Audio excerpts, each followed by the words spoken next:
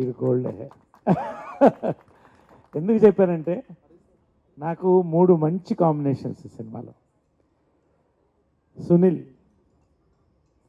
నాకు ఇంగ్లీష్లో ఒక పిచ్చి యాక్టర్, పిచ్చి ఫేవరెట్ నేను, జిమ్ క్యారీ. అతని ఎక్స్ప్రెషన్స్, అతను చేంజ్ ఓవర్స్ అసలు ఎవరు చేయలేరు ప్రపంచంలో.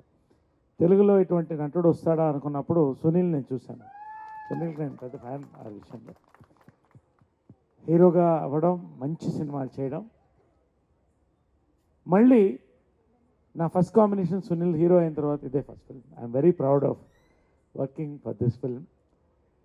నేను నిజంగా చెప్తున్నాను, సునీల్ మేము ఒకే మాట అనుకున్నాం, ఆయన కూడా అన్నాడు, మర్యాద రామన్న తర్వాత నా బెస్ట్ ఫిల్మ్ అన్న ఇది అన్నాడు. ఖచ్చితంగా నేను చెప్తాను.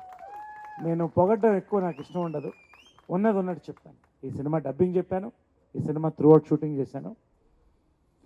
Sunil one of the best films in the career అవుతుంది. It is Sunil's brand film.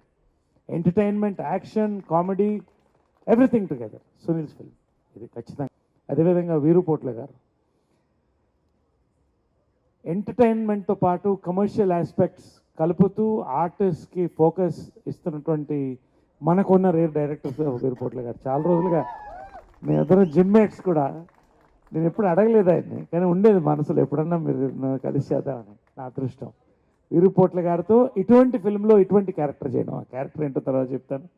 అదేవిధంగా అనిల్ శంకర్ గారు, AK entertainments, one of our top banners. మంచి సినిమాలు ఇస్తూ, క్వాలిటీ సినిమాలు ఇస్తూ, హై రేంజ్లో ఫ్లై అయ్యే బ్యానర్స్. ఓ రకంగా ఈ సినిమా నేను చేయడం కూడా ఈ బ్యానర్లో చేయాలని నా కోరిక ఉండేది, చేస్తున్నాను ఈ రకంగా. So thank you all of you. And Sagar వాళ్ళ నాయన నాకు బాగా పరిచయం, we're good friends. Wish you all the best, your father's legacy and your brand. All the best. Devaraj our cameraman, super super super. It's కొంచెం టఫ్ ఫిల్మ్, ట్రైన్లో అక్కడ ఇక్కడ చాలా చాలా కష్టపడి చేశారు. Every one of them, the direction team, production team, మా artist Banerjee. మేము 25 years 30 yearsగా ఫ్రెండ్స్. ఇప్పుడు మంచి క్యారెక్టర్స్ చేస్తే ఈ మధ్యన బెనర్జీ కూడా స్వింగింగ్ ఫార్వర్డ్. దూసుకెళ్తా తర్వాత నాకు గ్యాప్ వచ్చింది ఒక 2 years. ఫస్ట్ ఇయర్ సరే చేద్దాం, ఒక కమర్షియల్ ఫిల్మ్ చేద్దాం, ఎందుకంటే అందరూ అవే అడుగుతారు, వీరు నువ్వు అవే చేస్తావు, అవే చేయను. సెకండ్ ఇయర్కి వచ్చేటప్పటికి నాలో థింకింగ్లో మార్పు వచ్చింది. ఈ కమర్షియాలిటీ, ఈ ఎంటర్టైన్మెంట్, ఈ వాల్యూస్ ఉంటూనే కొంచెం హట్కేగా వెళ్దామని.